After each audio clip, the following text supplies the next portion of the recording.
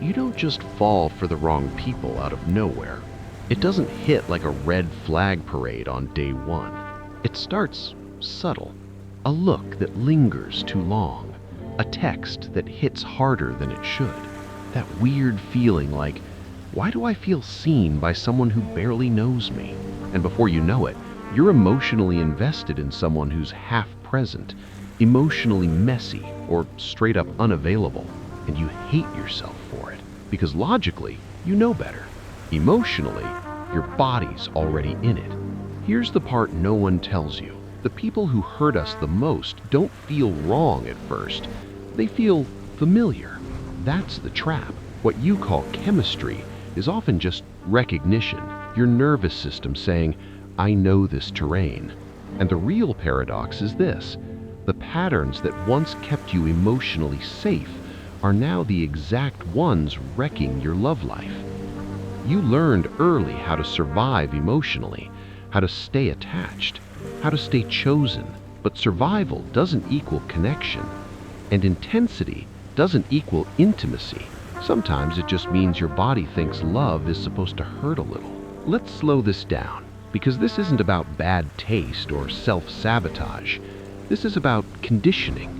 If you grew up with caregivers who were emotionally inconsistent, sometimes warm, sometimes distant, your brain adapted.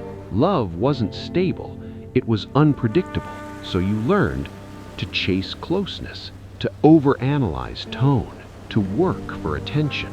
That creates anxious attachment, where love feels like pursuit, or avoidant attachment, where closeness feels threatening, or the hardest one, fearful avoidant, where you want love but don't trust it once it shows up.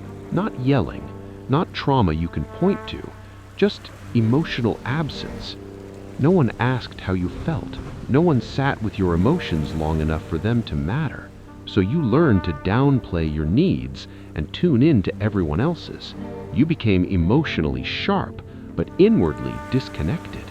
Your body learned that love equals unpredictability, so it stays on alert. Your brain's default mode network keeps replaying the past and scanning the future for danger. That's why calm feels boring. That's why stability feels flat. That's why chaos feels exciting. You don't just fall for people. You fall for emotional patterns your nervous system recognizes as survivable. Here's the part that hurts quietly. Every time you fall for someone who can't really show up, a belief gets reinforced. This must be the kind of love I deserve. You become great at longing, great at waiting, great at hoping someone will finally choose you fully. But you're terrible at receiving. Carl Jung said, until you make the unconscious conscious, it will direct your life, and you'll call it fate. That's what this feels like.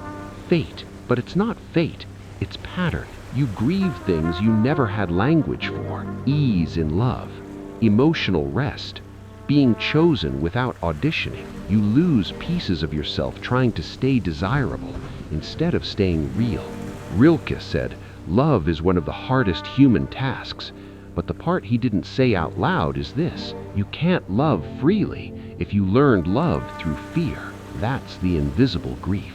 Not who left, but who you had to become to be loved at all. So how does this show up when you're grown? You might get bored with emotionally healthy people because your nervous system expects drama, not peace. Feel addicted to unavailable people. Distance feels like depth. Effort feels like love. Overgive in relationships. You fix, manage, explain, and sacrifice, hoping that'll make you chosen. Struggle with boundaries. Saying no feels like rejection, even when it's self-respect. Tie your worth to being wanted. If they choose you, you're good. If they don't, you spiral. Repeat the same relationship with different faces. Same emotional distance, same ending, different excuse. Here's the truth. None of this means you're broken. These are coping mechanisms that once kept you emotionally connected to people you depended on. But coping isn't the same as living, and what kept you safe back then is costing you peace now. Awareness isn't about blame, it's about choice. Once you see the pattern, you can stop calling it destiny. Healing doesn't start with dating better people. It starts with rewiring what your body thinks love feels like. Go back to the version of you that learned love meant effort. Give them consistency. Give them emotional safety without performance. Look at the beliefs running your attraction. Love has to be earned. If I'm needed, I'm safe. Distance means depth. Bring those beliefs into the light so they stop running the show.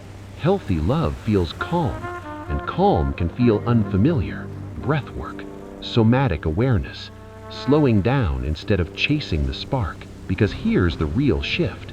Stop asking, why don't they choose me? Start asking, why do I keep choosing what hurts? When you learn to feel safe in peace, chaos stops feeling like chemistry. And remember this, the goal isn't to be fixed. The goal is to become whole. If this hit home, share it with someone who keeps blaming themselves for patterns they didn't choose.